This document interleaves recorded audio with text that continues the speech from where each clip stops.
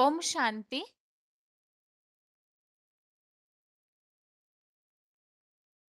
भगवत गीता श्लोक क्लास में आज का श्लोक है 16वें अध्याय का 17वां श्लोक, अध्याय 16 का श्लोक नंबर 17। श्लोक है आत्मसंभावितः स्तब्धा धनमानम दान्वितः यजन्ते नाम यज्ञस्ते दंभेन विधिपूर्वकम्। श्लोक दोबारा। आत्मसंभावितः स्तब्धा धनमानमदान्वितः यजन्ते नाम यज्ञस्ते दंभेन विधिपूर्वकम्। श्लोक फिर से। अध्याय 16 का श्लोक नंबर 17 आज के क्लास में हम पढ़ रहे हैं। श्लोक का उच्चारण फिर से। आत्मसंभावितः स्तब्धा धनमानमदान्वितः यजन्ते नाम यज्ञस्ते दंभेन विधिपूर्वकम्। श्लोक का संधि विच्छेद है आत्मसंभावितः स्तब्धा धनमानमदान्वितः यजन्ते नाम यज्ञेः ते दंभेन अविधिपूर्वकम्। श्लोक का संधि विच्छेद दोबारा। आत्मसंभावितः स्तब्धा धनमानमदान्वितः यजन्ते नाम यज्ञेः ते दंभेन अविधिपूर्वकम्। शब्दों के अर्थ हैं ते अर्थात वे, आत्मसंभावितः अर्थात अपनी प्रशंसा में फूले हुए,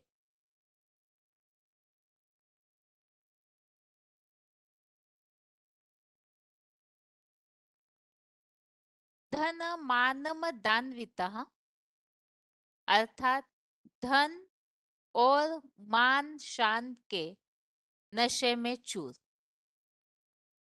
स्तब्धा अर्थात हठ धर्मी। नाम यज्ञ है अर्थात नाम मात्र के यज्ञों से। दंभेन अर्थात घमंड पूर्वक। अविधि पूर्वकम अर्थात सच्ची गीता संविधान के प्रतिकूल। यजन्ते अर्थात यज्ञ सेवाएं करते हैं। शब्दों के अर्थ दोबारा। ते अर्थात वे, आत्मसंभावितः अर्थात अपनी प्रशंसा में फूले हुए। धन मानम दान्वितः अर्थात धन और मान शान के नशे में चूर।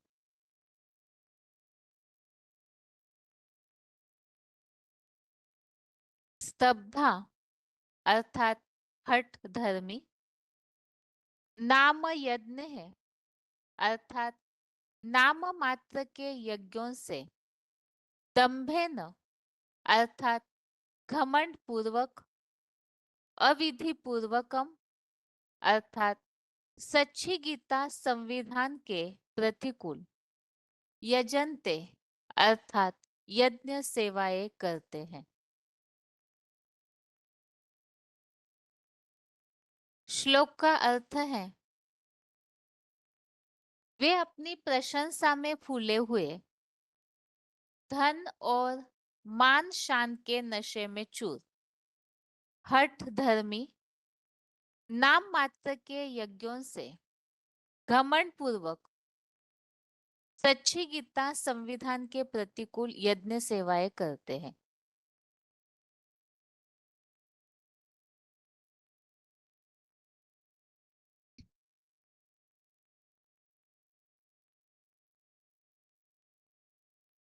सोलहवें अध्याय में हम जहां आसुरी संपदा वालों के लक्षण अर्थात असुरों में क्या क्या अवगुण होते हैं, क्या लक्षण दिखने में आते हैं, उसे समझ रहे हैं।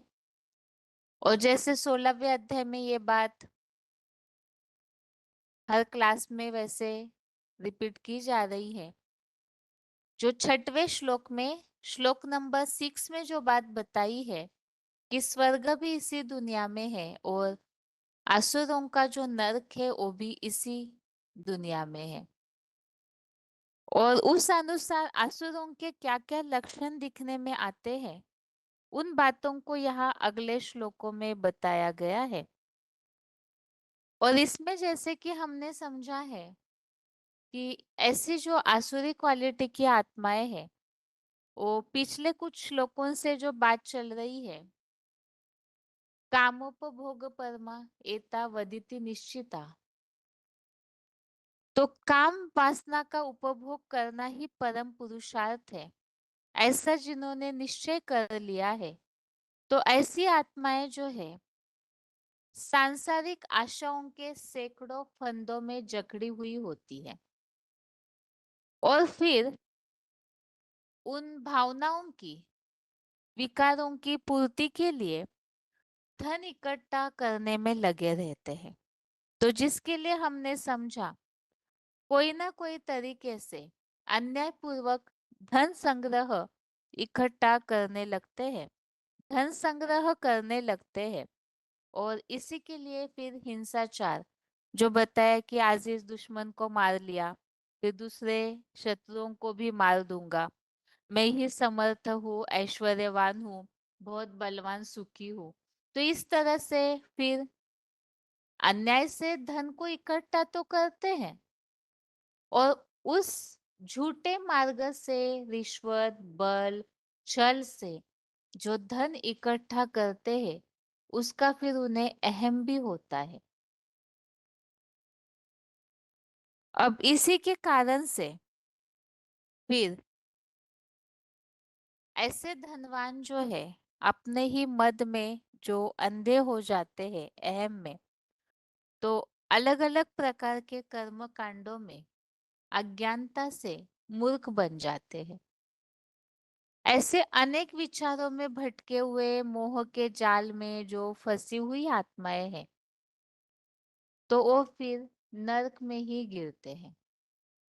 इसी के लिए बताया हुआ है आज के श्लोक में, अब धन ज्यादा है तो अपने धन के प्रति, जिनके पास चाहे किसी भी मार्ग से धन इकट्ठा किया है, तो लोग तो उनकी झूठी प्रशंसा करते ही है।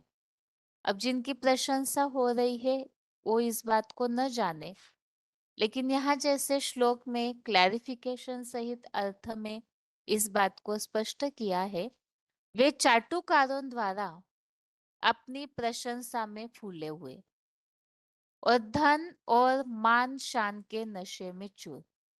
तो जिनको सत्ता मिल जाती है, धन मिल जाता है, तो उन्हें अहंकार आ जाता है और वो उसी नशे में, मद या अहम में रह जाते। जिनको कोई पद मान मर्तबा मिल जाता है, तो उसी का उन्हें अहंकार या देहभान चढ़ता है। तो इसी बात को यहाँ बताया है कि आसुरों में ये अवगुण दिखने में आएंगे।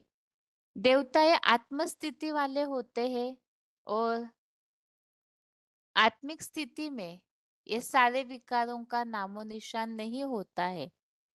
उनके पास सब कुछ होते हुए भी ऐसा कोई अहंकार नहीं होता। लेकिन आसुरी क्वालिटी वाले जो है वो तो देहभान वालों को ही असुर कहा जाता है।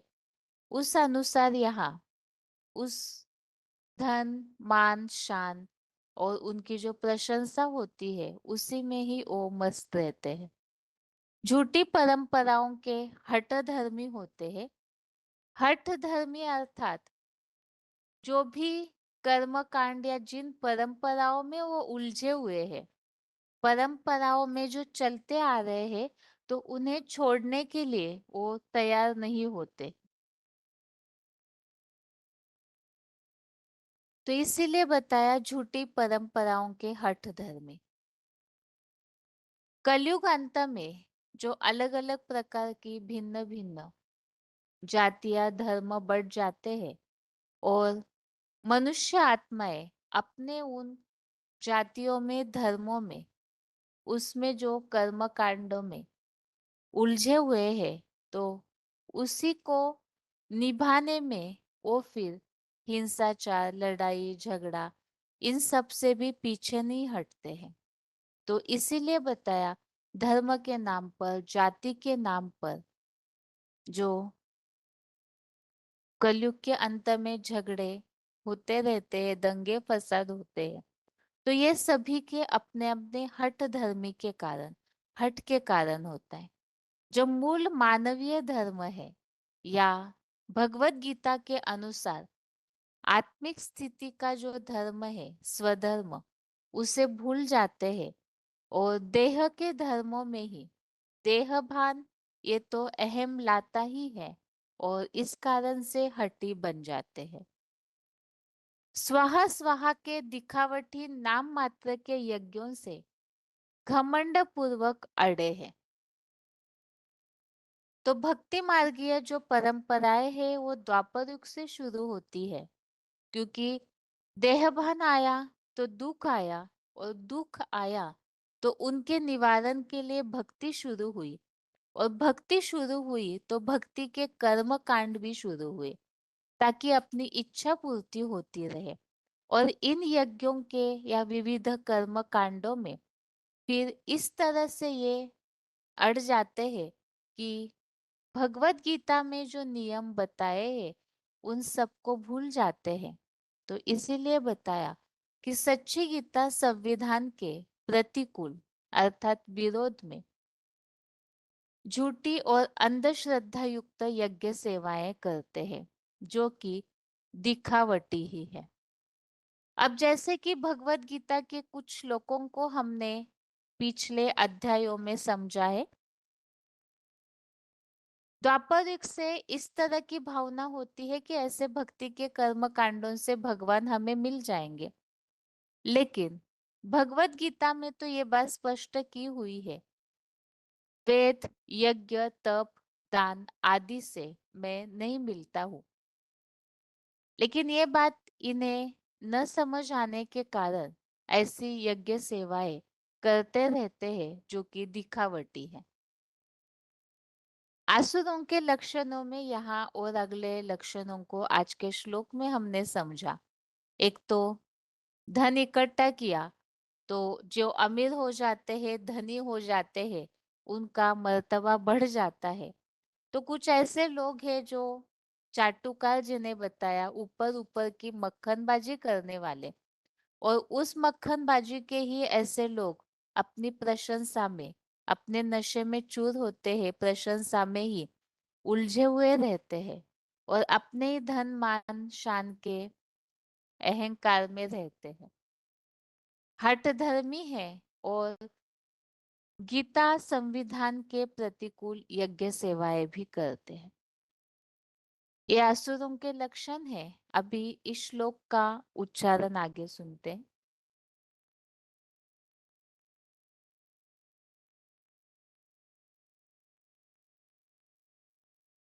अध्याय 16 का 17वां श्लोक। आत्मसम्भाविता स्तब्धा धर्मानमदान्विता यजन्ते नाम यज्ञैस्ते दम्भेन विधिपूर्वकम्। ते आत्म संभाविता धनमान मदान्विता स्तब्धा, वे अपनी प्रशंसा में फूले हुए, धन और मानशान के नशे में चूर, हठ धर्मी, नाम्य दम्भेन अविधि पूर्वकम यजन्ते, नाम मात्र के यज्ञों से घमंड पूर्वक सच्ची गीता संविधान के प्रतिकूल यज्ञ सेवाएं करते हैं। ते आत्म संभाविता धनमान मदान्विता, स्तब्धा नाम्यज्ञः दम्भेन अविधिपूर्वकम यजन्ते। भावार्थ, वे चाटुकारों द्वारा अपनी प्रशंसा में फूले हुए धन और मानशान के नशे में चूर, झूठी परंपराओं के हठधर्मी, स्वाहा स्वाहा के दिखावटी नाम मात्र के यज्ञों से घमंड पूर्वक अड़े हैं। सच्ची गीता संविधान के प्रतिकूल, झूठी और अंधश्रद्धायुक्त यज्ञ सेवाएं करते हैं, जो दिखावटी ही है। अध्याय 16 का 17वां श्लोक। आत्मसम्भावितास्तब्धा धनमानमदान्विता यजन्ते नाम यज्ञैस्ते दम्भेनाविधिपूर्वकम्। ते आत्म संभाविता धनमान मदान्विता स्तब्धा। वे अपनी प्रशंसा में फूले हुए धन और मानशान के नशे में चूर, हठ धर्मी, नाम्यज्ञः दम्भेन अविधि पूर्वकम यजन्ते। नाम मात्र के यज्ञों से घमंड पूर्वक सच्ची गीता संविधान के प्रतिकूल यज्ञ सेवाएं करते हैं। ते आत्म संभाविता धनमान मदान्विता स्तब्धा नाम्यज्ञः दम्भेन अविधि पूर्वकम यजन्ते। भावार्थ, वे चाटुकारों द्वारा अपनी प्रशंसा में फूले हुए धन और मानशान के नशे में चूर, झूठी परंपराओं के हठधर्मी, स्वाहा स्वाहा के दिखावटी नाम मात्र के यज्ञों से घमंड पूर्वक अड़े हैं। सच्ची गीता संविधान के प्रतिकूल, झूठी और अंधश्रद्धायुक्त यज्ञ सेवाएं करते हैं, जो दिखावटी ही है। अभी आगे श्लोक में जो बात आई है कि अपने धन मान शान के नशे में चूर रहते हैं, तो जिन्हें जो पद मिल जाता है तो वो अपने अहंकार में ही आ जाते हैं। इसके लिए वार्तालाप नंबर 550, डिस्कशन नंबर 550, 18 मिनट्स के बाद से लिया हुआ पॉइंट। प्रभुता कहते हैं कोई कुर्सी मिल जाए, गद्दी मिल जाए, कोई मर्तबा मिल जाए, उसको कहते हैं प्रभुता। पाए माने मिल गई, जिसको कोई गद्दी मिल गई, मर्तबा मिल गया, और वो लंबे समय तक जब मर्तबा चलता है तो उसके अहंकार आ जाता है कुर्सी का, मर्तबे का। फिर वो अहंकार में रह करके बात करता है, उस बात का देहभान चढ़ जाता है, और ये मनुष्य का स्वभाव है, खास करके द्वापर कलयुग में। दुनिया भी कोई भी मान मर्तबा मिलता है तो मद में आ जाता है, अहंकार में आ जाता है।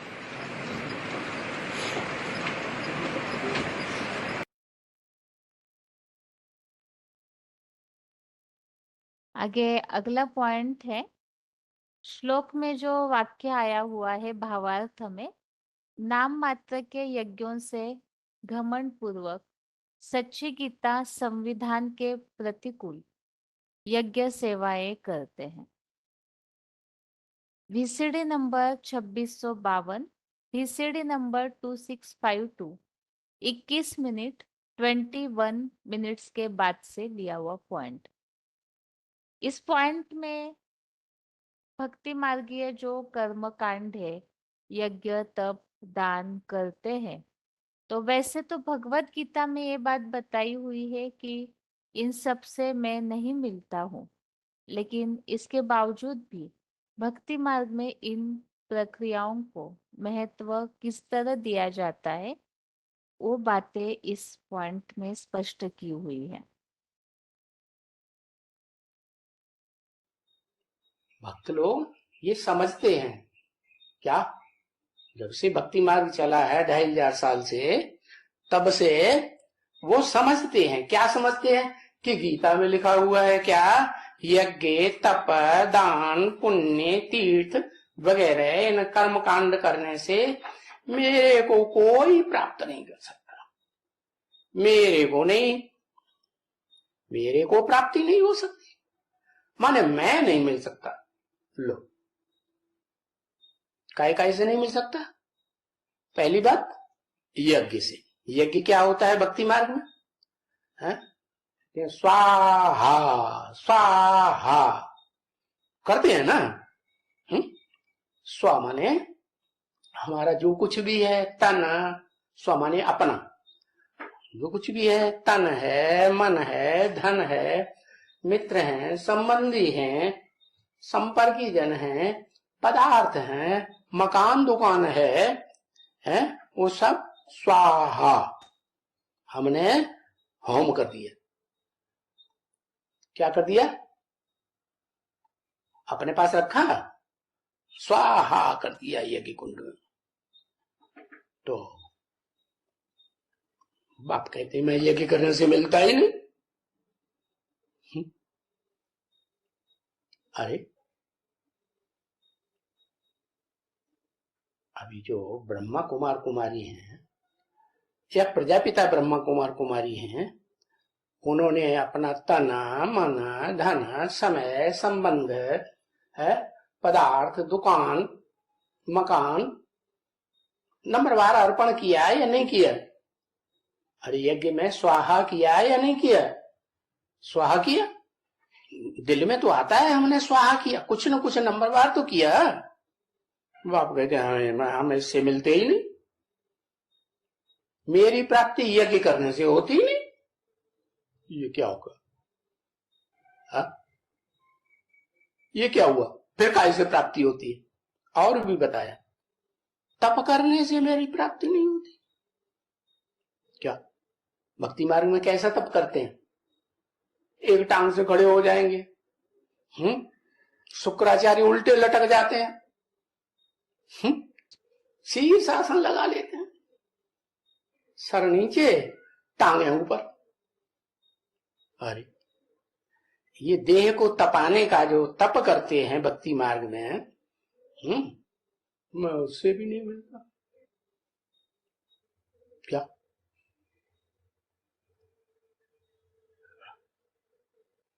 प्रजापिता ब्रह्मा कुमार कहेंगे वो तो देह को तपाने का तप जो है ब्रह्मा कुमार कुमारियां करते हैं, भाग दौड़ करते हैं दुनिया भर की।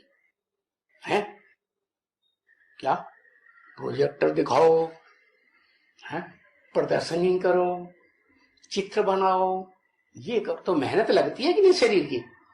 है लगती है कि नहीं? लगती है।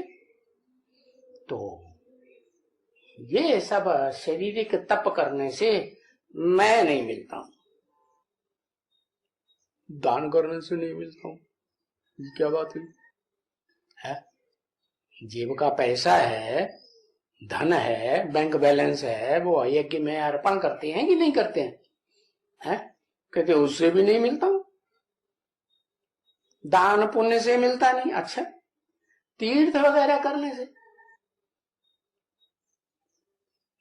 तीर्थों पे जाते हैं ना, इधर जाते हैं, उधर जाते हैं, मंदिरों में जाते हैं, बड़े बड़े बद्रिका आश्रमों, केदारनाथ आश्रम, वो तो भक्ति मार्ग की बातें हो गई।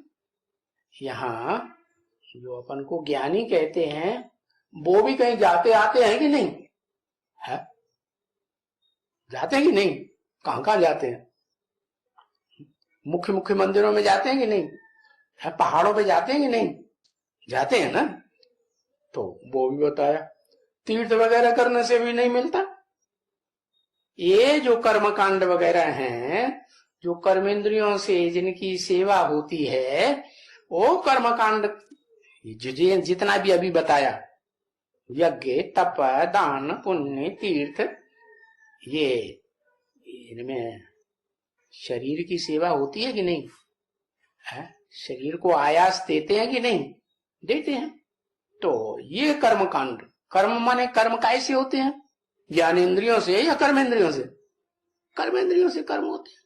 तो ये कर्मेंद्रियों से ये जो तेरे कर्म कर रहे हैं, चाहे तीर्थ करें, भाग दौड़ करें, इधर गए उधर गए यहां गए, इनसे मेरे को कोई नहीं प्राप्त होता, मेरे को कोई नहीं मिलता। लो ठीक है ना? ठीक है? अरे ठीक है कि नहीं? है ठीक है, अच्छा तो फिर छोड़ दो, फिर छोड़ दोगे? तो छोड़ेंगे नहीं। ये क्या बात होगी? माने भगवान नहीं चाहिए, भगवान चाहिए। वाह, भगवान भी चाहिए और भगवान जो कहते हैं सो नहीं करेंगे। क्या?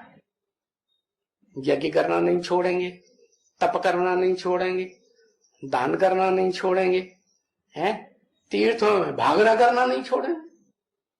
तीर्थों में, मंदिरों में जाते हैं ना, इधर मंदिरों में गए, उधर मंदिरों में गए, बड़े मंदिर में गए, छोटे मंदिर में गए, जाते हैं कि नहीं? है? ये जो केदारनाथ, बद्रीनाथ और रामेश्वरनाथ, जगन्नाथ, ये बड़े बड़े मंदिर है ना, तो जाते हैं कि नहीं इनमें? हाँ जाते हैं। कहते हैं इनसे मैं नहीं मिलता हूं, ये सब कर्म कांड है। कर्म कांड माने कर्मेंद्रियों से, हाँ, कर्मेंद्रियों से जो किए जाते हैं वो सब कर्म कांड है, इनसे मेरे को कोई प्राप्ति नहीं होती।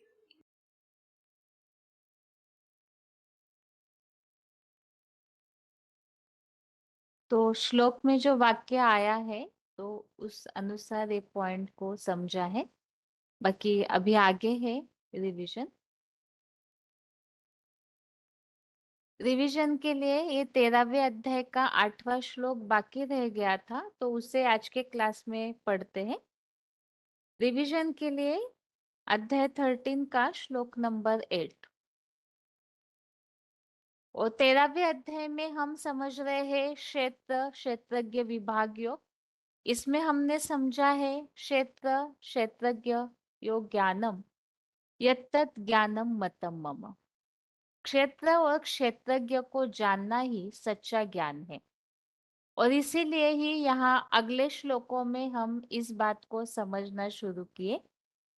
अर्जुन रूपी जो क्षेत्र है वो जो है, जैसा है, जिस प्रभाव वाला है, तो वो किस तरह से है उसे भगवान समझा रहे हैं और इसी में ही उनके प्रभाव के लिए ही आगे अलग अलग गुणों का वर्णन समझाया जा रहा है, जिसमें हमने समझा एको सत्विप्रा बहुधा वदंती, अर्थात हर जगह पे वो एक ही सच्चा ब्राह्मण है जिनकी अलग अलग प्रकार से महिमा मिलती है। इसके अलावा 23 तत्व और इच्छा द्वेष सुख दुख चेतना शक्ति धारणा शक्ति, इन सब का समुदाय विकार सहित क्षेत्र कहा गया है। अर्थात इससे यह स्पष्ट होता है कि अर्जुन रथ कोई ऐसा व्यक्तित्व है जो मनुष्य तन में है और उनमें परमपिता शिव जब कार्य करते हैं तो उस अर्जुन रथ के जो गुण है वो यहाँ स्पष्ट किए जा रहे हैं, जिसमें हमने अलग अलग गुणों को समझा। निर्माण भाव, पाखंडहीनता, किसी को दुख न देना, प्राणी मात्र को, सहनशीलता, सरलता। इसके अलावा आज के इस 8वें श्लोक में और बातों को स्पष्ट किया है। तो अध्याय 13 का श्लोक नंबर 8 है, इंद्रियार्थेषु वैराग्यम अनअहंकार एव च जन्म मृत्यु जरा व्याधि दुख दोषानुदर्शनम।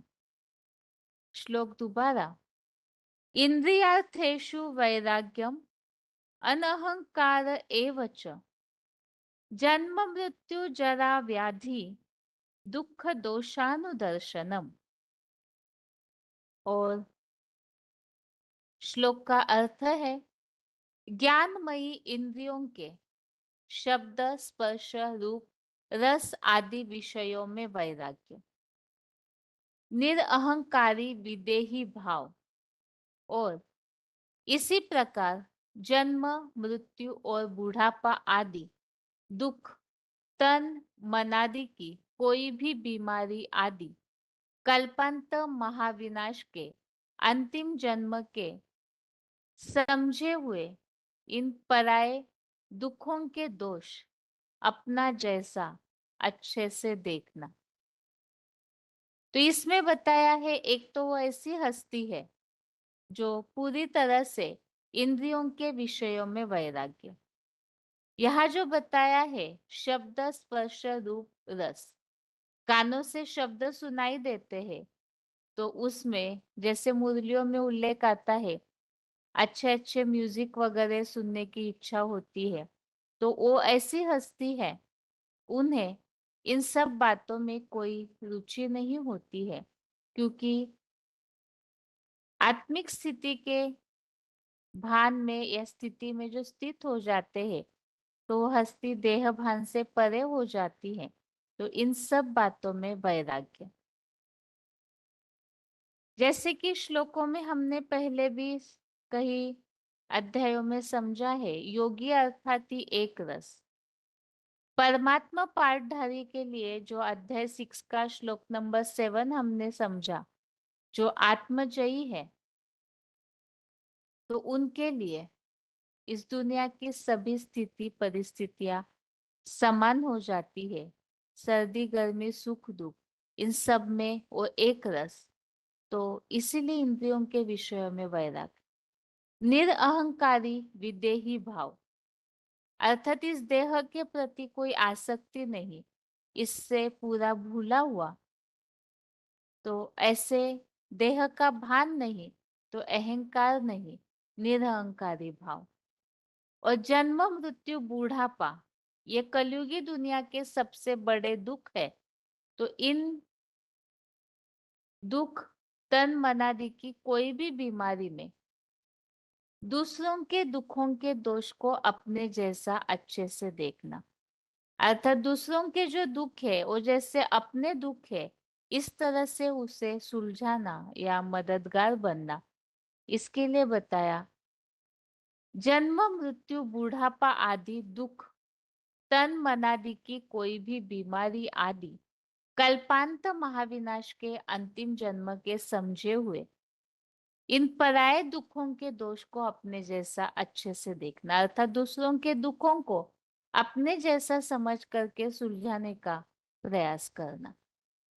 ये श्लोक का अर्थ है। इसे आगे जो पॉइंट्स है उसके द्वारा और अच्छे से समझते।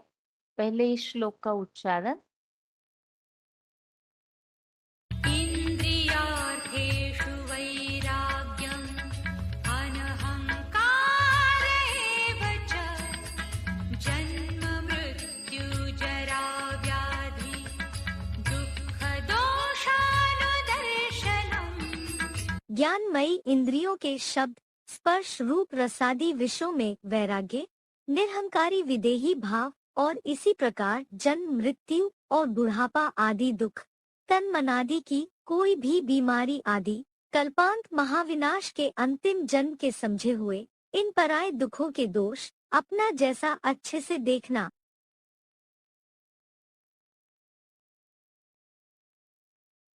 इन्द्रियार्थेषु वैराग्यम् अनहङ्कार एव च जन्म मृत्यु जरा व्याधि दुःखदोषानुदर्शनम्। ज्ञानमयी इंद्रियों के शब्द स्पर्श रूप रसादि विषयों में वैराग्य, निरहंकारी विदेही भाव और इसी प्रकार जन्म मृत्यु और बुढ़ापा आदि दुख, तन मनादि की कोई भी बीमारी आदि कल्पांत महाविनाश के अंतिम जन्म के समझे हुए इन पराये दुखों के दोष अपना जैसा अच्छे से देखना।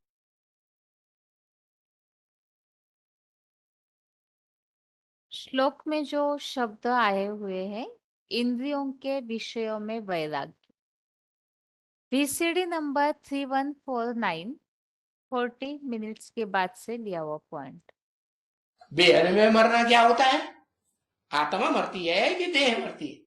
अरे देह की स्मृति से खत्म हो जाते हैं। देह की स्मृति खलास। जब देह की स्मृति ही नहीं रहेगी तो पेट याद आएगा, भूख लगेगी, भूख ही नहीं लगेगी, प्यास लगेगी, प्यास ही नहीं लगेगी। तो वो शास्त्रों में मृकंड ऋषि गाया हुआ है। क्या? म्र माने मरने वाला और कंड माने प्रसन्न होने वाला। किस बात में प्रसन्न होने वाला? कि भाई इस देह से, देह के संबंधियों के से, देह के पदार्थों से अब बिल्कुल 100% क्या करना है, मर जाओ, क्योंकि सारी दुनिया में अकाल पड़ा हुआ है। और जो मेरे बच्चे हैं वो क्या हो रहा है, भूख मर रहे हैं कि खुश हो रहे हैं? खाने पीने को कुछ मिल रहा है? नहीं मिल रहा है। पानी की बूंद नहीं मिल रही है।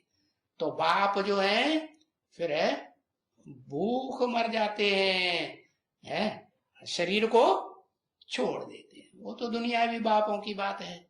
और यहाँ तो बेहद का बाप है ना, आत्माओं का बाप है ना, वो है शिव बाप। वो साकार मनुष्य सृष्टि में प्रवेश करते हैं ना, तो जिसमें प्रवेश करते हैं, जिसको संग का रंग लगाते हैं, उसे आप समान बनाएंगे या नहीं बनाएंगे? बनाते। तो वो भी खाना पीना सब बंद। तो बाप मुरली में इशारा देते हैं। वो इशारे की भाषा देवताएं समझेंगे या राक्षस समझेंगे? हाँ, बड़े से बड़ा देवता है कौन? महादेव शंकर। वो समझ जाता है कि बाप ने अहमदाबादी साधु का मिसाल क्यों दिया? दुनिया को पढ़ाने के लिए नहीं, अरे बच्चों को पढ़ाता है ना, तो बच्चों को पढ़ाने के लिए मिसाल दिया कि इतना आत्मिक स्थिति में गहराई में जाओ कि देह की इंद्रियां ये सब भूल जाए, विस्मृति हो जाएगी। तो देह की याद है, भूख प्यास आएगी ही नहीं, भूख ही नहीं।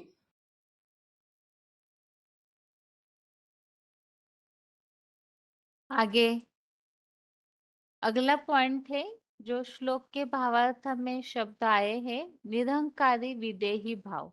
अर्थात क्या? VCD number 288, VCD number 288। बाप कितना निरहंकारी है, बच्चों को देखना चाहिए। सब पर रहम करते हैं। क्या कहा? निरहंकारी की निशानी क्या बताई है? उनका कोई दुश्मन नहीं है। निरहंकारी, निराकारी, निर्विकारी। जब उनका कोई दुश्मन नहीं है तो सबके ऊपर रहम करते हैं। तो हमको भी क्या करना चाहिए? सबके ऊपर रहम। हमारा कोई दुश्मन नहीं है, सब आत्मा भाई, सब अपना पार्ट बजाए रहे हैं। जो जैसा पार्ट बजाता है वो अपने लिए बजाता है। हमें किसी के प्रति देह में बुखार नहीं आना चाहिए, मन के अंदर बुखार नहीं आना चाहिए। वैश्यों, गणिकाओं, भीलनियों सब का आकर के उद्धार करते हैं। बाप आकर देखते हैं कि इसकी चलन कैसी है, ये व्यभिचारिणी है, वैश्या है? नहीं। बाप की बुद्धि में आता है वैश्या को देख करके नफरत आती है क्या? नहीं। बाप तो जानते हैं मेरा काम ही है क्या? पतितों को पावर होना। तो बच्चों का भी काम क्या होना चाहिए? ऐसे नहीं कि ये वैश्या है, ये पतित है, ये गिरी हुई है, ये धोखा दे सकती है। अरे धोखा भी देगी तो अपना भाग्य खराब करेगी। हमें क्या, हमें तो सेवा करनी है। तो बच्चों को अहंकार नहीं आना चाहिए। आकर के गणिकाओं की भी सेवा करते हैं। गणिकाएं क्या करती है? गणिका माने गीत गाने वाली। गीत गाती हैं किसके? भगवान के गीत गाती हैं। और रहती किसके साथ है? सारंगी तबला बजाने वालों के साथ। ता ता धिन्ना, सुर में सुर उनके बिलाए देते हैं। वैश्या के साथ जो रहते हैं ना, वो सुरताल मिलाने वाले होते हैं। जो कहा, हाँ बहुत अच्छा कहा, बहुत अच्छा कहा, और उसके पीछे लगे रहेंगे। तो ऐसी सुरताल मिलाने वाले जो होते हैं, उनको भी गणिकाएं जो है क्या करती हैं? उनको ही अपने साथ रखती हैं। उनको अगर कोई विरोध करेगा कि तुम ये ठीक काम नहीं करती हो, तो उनको अपने साथ नहीं रखेगी। ऐसी वैश्याओं के ऊपर भी बाप आकर के रहम करते हैं।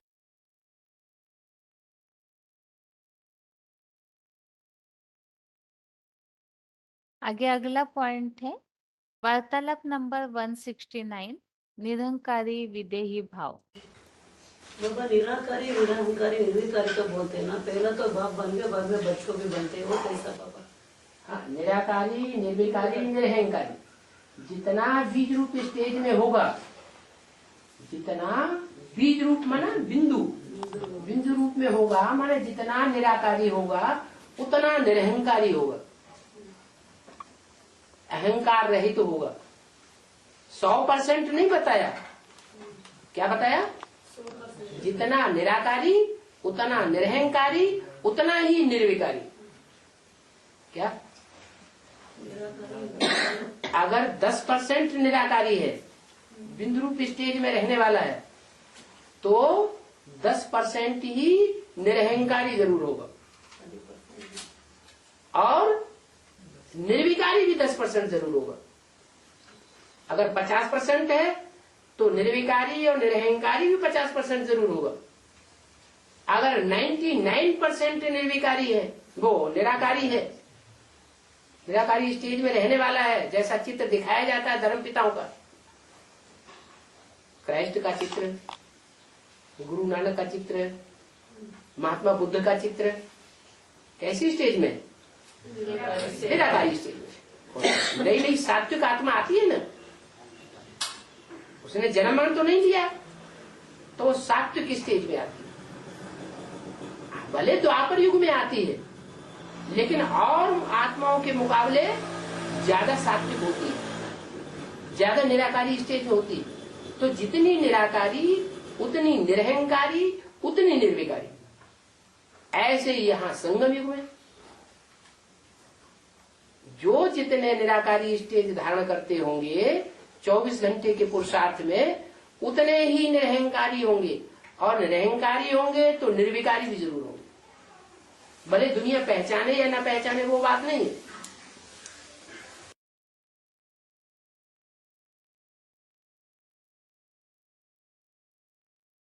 अगला पॉइंट है अंतिम जन्म के दुख। VCD number 1008, VCD number 1008।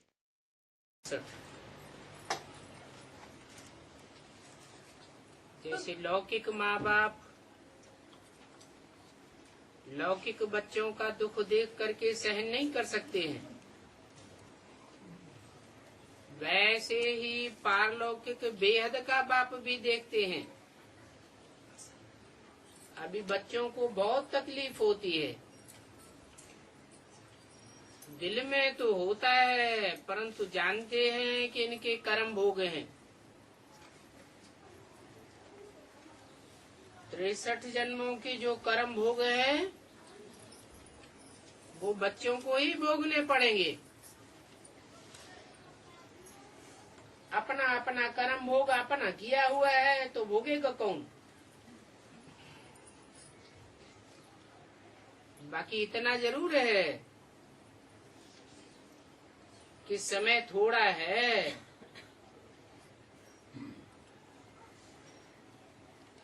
तो बाप धैर्य देते हैं कि तुम बच्चों को इतना अथाह सुख मिलना है, उसकी भेंट में ये अंतिम जन्म का दुख तो कुछ भी नहीं है। अंतिम जन्म है ना, इसके बाद तो फिर कोई दुख का जन्म होना नहीं है। तो बच्चों को थोड़ा आथत मिल जाती है। बाप को याद करो तो तुम्हारे सभी दुख दूर हो जाएंगे।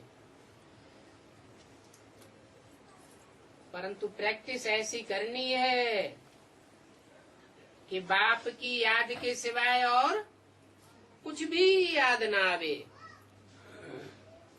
तो ऐसी तीव्र योगाग्नि में तुम्हारे सारे पाप दग्ध हो जाएंगे।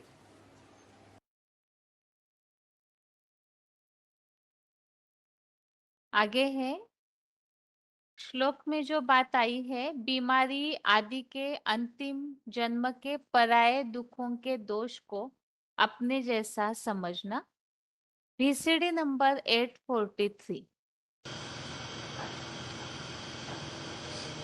सबसिबुल बच्चा बीमार होगा तो उन पर तरस पड़ेगा,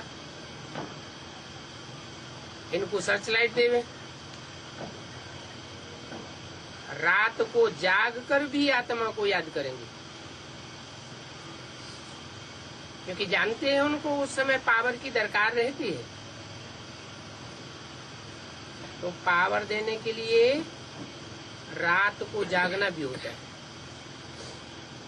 याद करते हैं तो रिटर्न सर्विस भी चाहिए। जो याद करते हैं उनको याद पहुंचती है, याद से याद मिल जाती है। बाप को भी दिल होगी, हम भी याद करेंगे तो उनको सर्च लाइट मिलेगी। तो बाप भी सर्च लाइट देते, बाप और बच्चे का लव सबसे जास्ती है।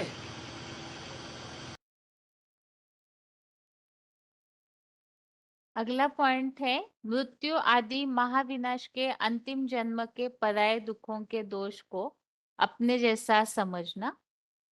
VCD 2479 54 मिनट्स के बाद से लिया हुआ पॉइंट। और वही राम वाली आत्मा विष्णु के रूप में आनंदम मंगलम भगवान विष्णु कही जाने वाली जन्म मरण के चक्र में आते आते 500-700 करोड़ बच्चों के नंबरवार कनेक्शन में आते आते एकदम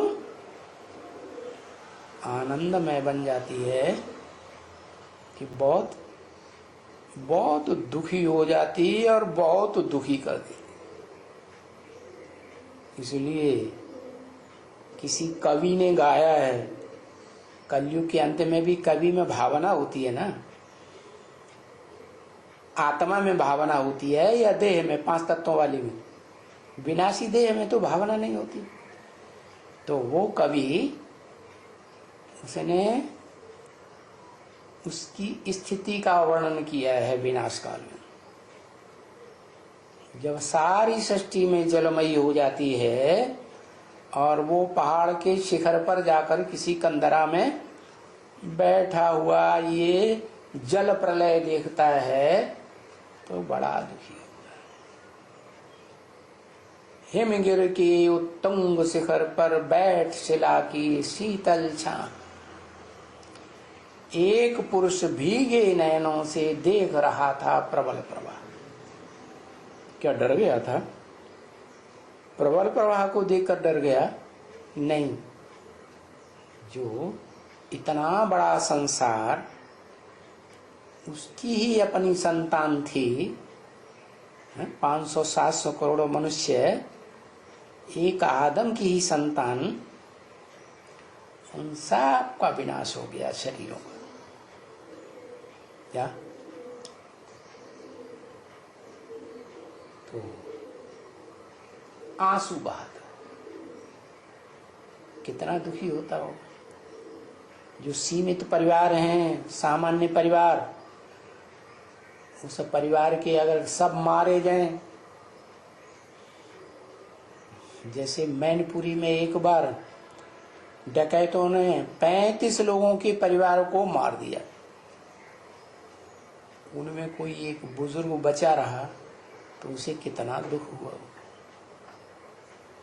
परिवार का 1-2 भांति मर जाता है, क्यों माता है, अनुभव तो है ना, तो कितना दुख होता है। तो यहाँ तो बेहद का परिवार, वो लौकिक दुनिया में तो सब हद के परिवार होते हैं। भले क्राइस्ट का परिवार क्यों न हो, 200-250 करोड़ का, क्रिश्चियंस का, वो भी हद का है। ये तो बेहद 500-700 करोड़ मनुष्यों का परिवार सब ध्वस्त हो गया। तो ये कथा बतानी पड़े। इस तरह से ये 13वें अध्याय के 8वें श्लोक में हमने इन बातों को समझा है। अर्जुन रूपी क्षेत्र में किस तरह से इंद्रियों के विषयों में वैराग्य, अर्थात पूरी तरह से जो देह के पदार्थ है, संबंध है, उनसे पूरी तरह से डिटैच होने की स्थिति, और इसके अलावा निरहंकारी भाव और विनाश काल में या अंतिम जन्म में जो दुख होते हैं, तो दूसरों के दुखों को भी अपने जैसा समझना। अभी आगे आज के श्लोक को एक बार रिवाइज करके आज का क्लास पूरा करते हैं। 16वें अध्याय में जहां असुरों के लक्षण बताए जा रहे हैं, तो इसमें आज के श्लोक में जो बातें आई है कि ऐसे असुरी आत्माएं जो है देहवान है, और जो भी अन्यायपूर्वक उन्होंने धन संग्रह इकट्ठा किया हुआ है, धन संग्रह किया हुआ है, तो उसके कारण जो उनकी झूठी प्रशंसा की जाती है, तो उस प्रशंसा में फूले हुए अपने ही धन मान शान के नशे में चूर रहते हैं। एक बार इस श्लोक को पढ़ते हैं। अध्याय 16 का श्लोक नंबर 17 है। आत्मसंभाविता स्तब्धा धन मानम दान्विता यजन्ते नाम यज्ञस्ते दंभे ना विधि पूर्वकम। श्लोक दोबारा। आत्मसंभाविता स्तब्धा धन मानम दान्विता यजन्ते नाम यज्ञस्ते दंभे ना विधि पूर्वकम। अर्थात वे चाटुकारों द्वारा अपनी प्रशंसा में फूले हुए धन और मान शान के नशे में चूर, झूठी परंपराओं के हठ धर्मी, स्वाहा स्वाहा के दिखावटी नाम मात्र के यज्ञों से घमंड पूर्वक अड़े हैं। सच्ची गीता संविधान के प्रतिकूल झूठी और अंधश्रद्धा युक्त यज्ञ सेवाएं करते हैं जो दिखावटी ही है। तो श्लोक में यहाँ इस बात को स्पष्ट किया है, असुरों में वो अपने ही प्रशंसा में फूले हुए, अर्थात उनकी झूठी प्रशंसा भी हो जाए। चाटुकार अर्थात ही जो ऊपर से जो मक्खनबाजी करते हैं, आगे पीछे घूमते हैं, वैसे उनकी कोई भावनाएं नहीं रहती है। स्वार्थ युक्त लक्ष्य से, स्वार्थी लक्ष्य से वो ऐसे जो भी धनी मानी लोग हैं उनकी प्रशंसा करते हैं, और उस प्रशंसा में ही जो खुश होते हैं और धन मान शान के नशे में चूर। अब धन तो हमने पिछले श्लोकों में समझा कि काम विकार की भावनाओं की पूर्ति के लिए अन्यायपूर्वक धन इकट्ठा करते हैं। वैसे तो ये अज्ञान से पूरी तरह से मूर्ख बने हुए हैं, क्योंकि भटकते रहते हैं, लेकिन धन इकट्ठा करके उसके लिए हिंसाचार का भी मार्ग अपनाते हैं, और ये समझते हैं कि हम ही सबसे ज्यादा समर्थ, ऐश्वर्यवान, बलवान है। अब इस धन, चाहे वो छल, बल, रिश्वत, कोई भी प्रकार से इकट्ठा किया हुआ हो, लेकिन उस धन के और उस धन के आधार से जो उन्हें मान मर्तबा मिलता है, तो उस मान शान के नशे में चूर रहते हैं। झूठी परंपराओं के हठ धर्मी। द्वापर युग से जैसे ही देहभान आया, वैसे ही अनेक अनेक कर्म कांड या प्रक्रियाएं शुरू हो जाती है। तो उन परंपराओं के हठ धर्मी, हठ अर्थात जिद पकड़े हुए, और उन परंपराओं को जो छोड़ना नहीं चाहते, उस उन परंपराओं के कर्म कांडों के चलते लड़ाई झगड़े दंगे फसाद भी होते हैं, लेकिन फिर भी मानवीयता के धर्मों को भूलकर भी जो हट करते हैं, तो उन्हें हठ धर्मी कहा है। और दिखावटी ऐसे यज्ञों को करके सच्ची गीता संविधान के प्रतिकूल यज्ञ सेवाएं करते हैं। तो गीता में तो, भगवत गीता में तो वेद, दान, तप, यज्ञ, इन सब से मैं नहीं मिलता हूँ ये बताया हुआ है। वास्तव में अपने मन को पूरी तरह से स्वाहा करना है, लेकिन यहाँ पर तो भौतिक पदार्थों का यज्ञ किया जाता है, तो इसे ही बताया है सच्ची गीता संविधान के प्रतिकूल यज्ञ सेवाएं करते हैं जो दिखावटी है। तो ये सारे असुरों के लक्षण इस श्लोक में बताए हुए हैं। और 13वें अध्याय के 8वें श्लोक में हमने अर्जुन रूपी क्षेत्र में क्या क्या गुण होते हैं उसे समझा है। 13वें अध्याय में तो अर्जुन रूपी क्षेत्र को जानने की बात चल रही है, क्योंकि गुणों के द्वारा उनकी यथार्थ पहचान करने से उनमें जो विराजमान परमपिता शिव क्षेत्रज्ञ है उनकी पहचान सहज होगी।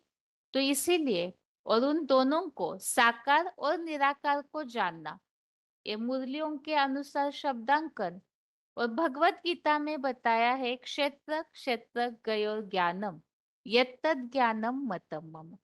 क्षेत्र और क्षेत्रज्ञ को जानना ही सच्चा ज्ञान है, ऐसा मेरा मत है, ऐसे भगवत गीता में भगवान कह रहे हैं। तो इसीलिए उन दोनों को जिस तन का भगवान स्वयं आधार लेकर अर्जुन रथ का, तो रथ अर्थात कोई प्रैक्टिकल में घोड़ा गाड़ी या लकड़ी या कोई धातु का बना हुआ रथ नहीं, बल्कि शरीर को ही रथ कहा है। और उस रथ में विराजमान परमपिता शिव, उन दोनों को जानना यही युद्ध क्षेत्र है। जिस अर्जुन रथ से ही महाभारी महाभारत धर्म युद्ध कर्म युद्ध की शुरुआत होती है, तो वही युद्ध क्षेत्र है, तो उन्हें जानना चाहिए। ये बात यहाँ 13वें अध्याय में चल रही है। और इसीलिए उनके गुणों सहित उन्हें जानना, इसीलिए उनके गुणों को वर्णन किया जा रहा है।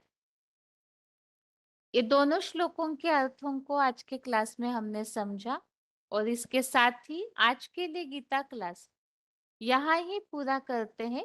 ओम शांति।